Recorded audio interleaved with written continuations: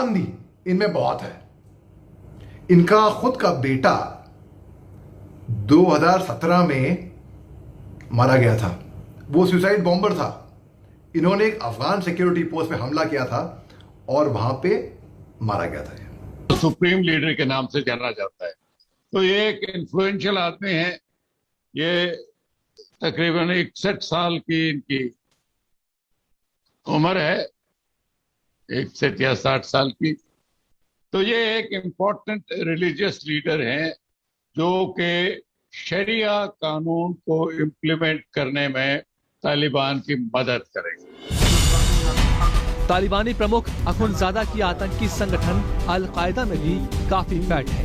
Taliban chief बनने के बाद अखुनजादा ने अल-कायदा प्रमुख अयमन अल जवाहिरी की सरपरस्ती और वफादारी हासिल की। जवाहिरी ने अखुनजादा को वफादारों का लीडर कहा।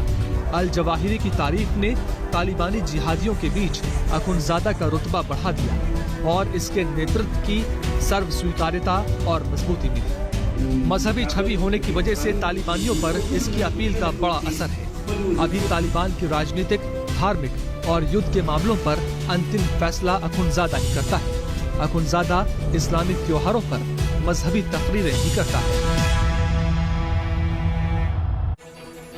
अफगानिस्तान में काबुल के कब्जे की पूरी साजिश का सेहरा जिसे एक तालिबानी कमांडर के सिर पर बांधा जा रहा है वो है मुल्ला अब्दुल गनी बरादर कतर की राजधानी दोहा में बैठकर तालिबानियों को राजनीतिक रूप से नियंत्रित करता रहा है। माना जाता है कि अब्दुल गनी बरादर ने ही मुल्ला उमर के साथ तालिबान की नींव रखी थी।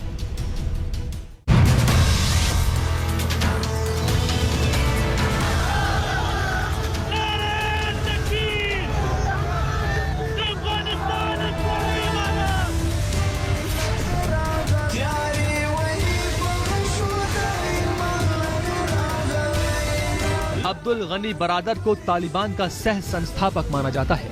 मुल्ला उमर और अब्दुल गनी ने मिलकर तालिबान आतंकी संगठन की नींव रखी। दोनों बचपन के दोस्त थे और मुल्ला उमर ने ही अब्दुल गनी को बरादर का लक़ब दिया, जिसका मतलब होता है भाई।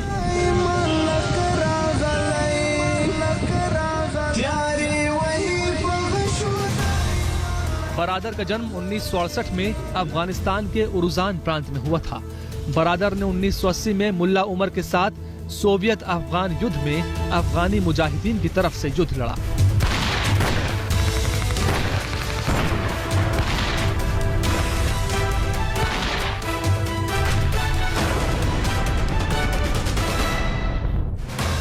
एक अनक्लासिफाइड यूएस डॉक्यूमेंट के मुताबिक बरादर तालिबान का deputy chief of army staff रह चुका है, जबकि इंटरपोल के मुताबिक बरादर तालिबान का रक्षा मंत्री कहलाया जाता था।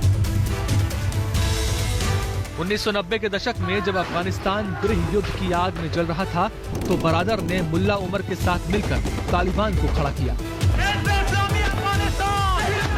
मुल्ला बरादर की जवानी कंधार में ही गुजरी थी, जहां पर तालिबान पनपा है। अब्दुल गनी 8 फरवरी 2010 को मौलाना बरादर को पाकिस्तान ने गिरफ्तार कर लिया, अरेस्ट कर लिया, क्योंकि जो इनकी हरकतें थी वहां पे उसकी वजह से।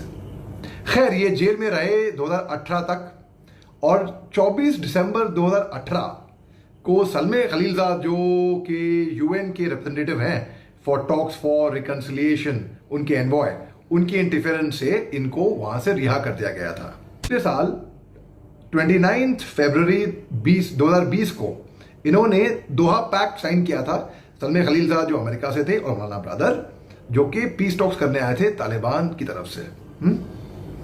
और उसमें उस दोहा पैक्ट में ये था कि अगर तालिबान अल-कायदा से दूर हो जाती है और बिहेव करने लगती है ठीक तरीके से तो अमेरिकन फोर्सेस धीरे धीरे करके अफगानिस्तान छोड़ देंगी। मौलाना याकूब जो कि मौलाना मोहम्मद उमर जो कि फाउंडर थे तालिबान के, उनके चीफ थे अर्ली 90s में, जिनकी एक आंख से उनको ठीक से दिखता नहीं था, उनके सबसे बड़े बेटे हैं जिनकी पैदाइश 1990 में हुई थी, तो आप हिसाब लगा लीजिए वो महज 30-31 साल के होंगे।